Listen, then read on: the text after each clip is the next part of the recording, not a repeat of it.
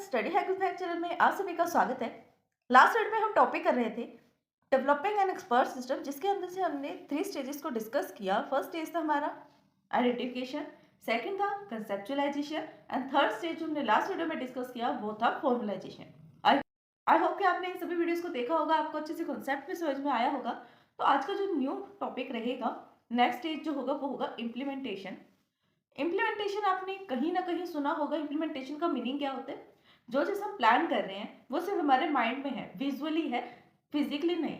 जब हम अपने थॉट्स को, जो हमारे माइंड में है विजुअली, उसको हम फिजिकली किसी न किसी मॉडल का यूज़ करके या किसी कोडिंग लैंग्वेज का यूज़ करके उसको इम्प्लीमेंट करते हैं, उसका यूज़ करते हैं, उसको कहा जाता है इम्प्लीमेंटेशन स्टेज। कि हमारे जो माइंड के थॉट्स हैं, प्लानिंग्स हैं, उनको हम एक जगह पर फिजिकली इम्प्लीमेंट करते हैं, वहां पर यूज होता है इम्प्लीमेंटेशन।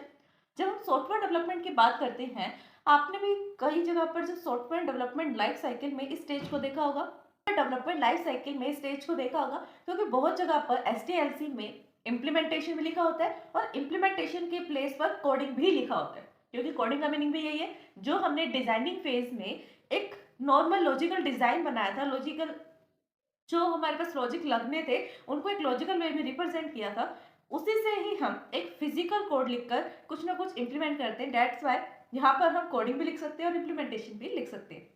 वो तो थी सॉफ्टवेयर डेवलपमेंट की बात, बट यहाँ पर हम एक एक्सपर्ट सिस्टम को डेवलप करना चाहते हैं, तो यहाँ पर आप इम्प्लीमेंटेशन ही लिखोगे। क्यों? क्योंकि अब तक जितना भी हुआ है कंसेप्चुलाइजेशन, फॉर्मुलाइजेशन, वो सब क्या था? विजुअली था। अगर प्रैक्टिकली भी किया है फिर भी आप यहाँ पर इम्प्लीमेंटेशन ही लिखोगे। तो चलिए वीडियो को स्टार्ट करते हैं और देखते हैं इम्प्लीमेंट स्टेज में क्या क्या होता है। ड्यूरिंग द इम्प्लीमेंटेशन स्टेज के दौरान the formulised knowledge is mapped और coded into the framework of the development tools to build a working prototype. ठीक है, अब लास्ट स्टेज पर हमने क्या देखा था फॉर्मुलाइजेशन पे, कि अब तो हमने जितना काम करना था, प्रॉब्लम को जितना डिफाइन करना था, रिटर्न वे में भी और प्रैक्टिकल ग्राफिकल वे में भी, अब हम क्या करेंगे? अब हम एक छोटा सा प्रोटोटाइप बनाना स्टार्ट करेंगे। मिस जो नॉलेज इंजीनियर है वो प्रोटोटाइप बनाना स्टार्ट करेगा अपने रिप्रेजेंटेशन स्किल्स का यूज करके, और एक छोटा सा प्रोटोटाइप एक्सपर्ट सिस्टम जो है बिल्ड करेगा। अगर कुछ चेंज भी करना होगा तो उस प्रोटोटाइप में चेंज करेगा जब तक वो फाइनल नहीं हो जाता कि एग्जैक्टली ऐसे एक्सपर्ट सिस्टम बनना चाहिए। तो हम यहाँ पर प्रोटोटाइप बनाएंगे। प्रोटोटाइप जो बन रहा है वो कैसे बन रहा है? जो हमारे पास लॉजिकल डिटेल्स हैं उनका यूज करके एक प्रोटोटाइप बनाया जा रहा है फिजिकली, जिसको रियली हम टच कर सकते हैं, देख सकते हैं। ठीक है, इसलिए उसको इम्प्लीमेंटेशन बोला जा रहा है। इम्प्लीमेंटेशन में कर क्या रहे हैं? जो हमने फॉर्मुलाइज्ड नॉलेज देखी थी कि फॉर्मुलाइज्ड नॉलेज में हमने क्या किया, यहाँ पर हमने प्रॉब्लम को नहीं देखा, बल्कि उस प्रॉब्लम का सॉल्यूशन कौन सा मैच हो सकता है वो चेक किया।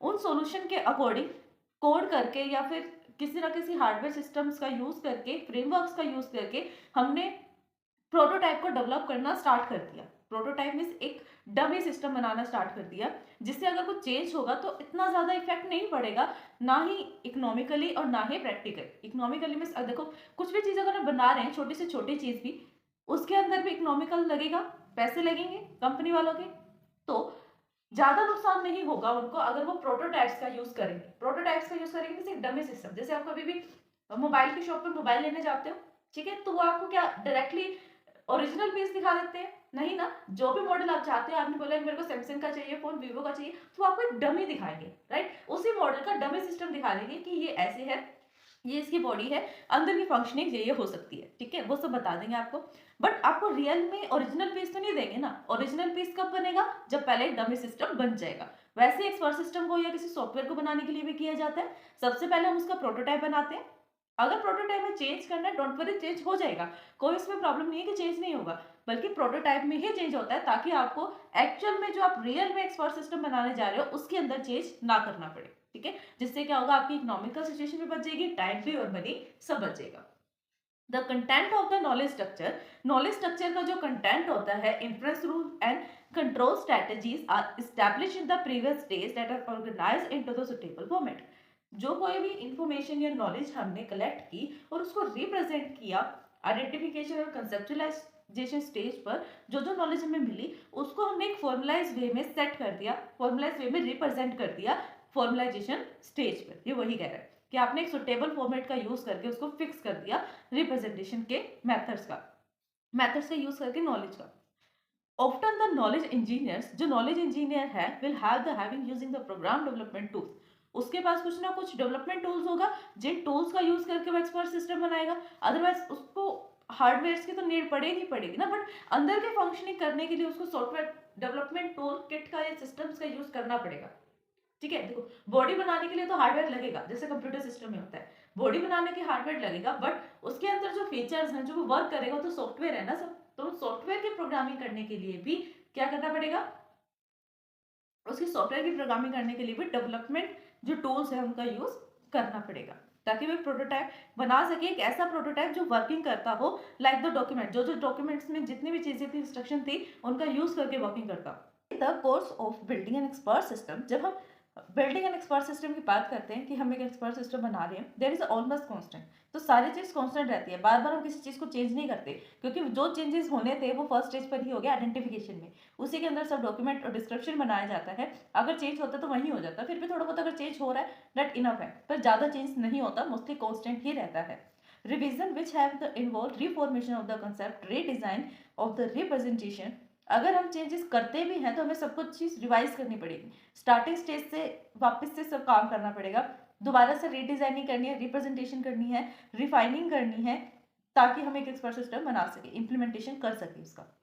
नेक्स्ट वो कह रहा है कि refinement of the prototype normally involve the recycling, अगर हम कह रहे हैं कि जो हमने प्रोटोटाइप बनाया उसको रिफाइन कर दो, तो रिफाइन करने का मीनिंग ये नहीं है कि पूरा तोड़ फोड़ के उसको दोबारा से नया बनाओ, नहीं, उसको रिसाइकिल कर दो, जो जो चीज़ की उसके अंदर कमी है उसको ऐड कर दो और जो एक्स्ट्रा है उसको रिमूव कर दो। ठीक है, through the implementation and testing the evaluation stage in order then और adjust the rules and their control structures until the expected behavior to be obtained। छोटा सा और सिंपल सा डायग्राम है। सबसे पहले क्या हो रहा है, यहाँ पर हमने इम्प्लीमेंटेशन का स्टेज बिगिन किया, जिस स्टेज पर अभी हम हैं, हमने काम स्टार्ट किया, क्या किया, फिर प्रोटोटाइप बनाया, सबसे पहले एक नॉर्मल सा, उसको इवेल्युएट किया कि जो हमें रिजल्ट चाहिए या जो भी यूजर को रिजल्ट चाहिए कि वैसे रिजल्ट आ रहा है, अगर तो आ रहा है देन नेक्स्ट स्टेज पर वो जाएगा।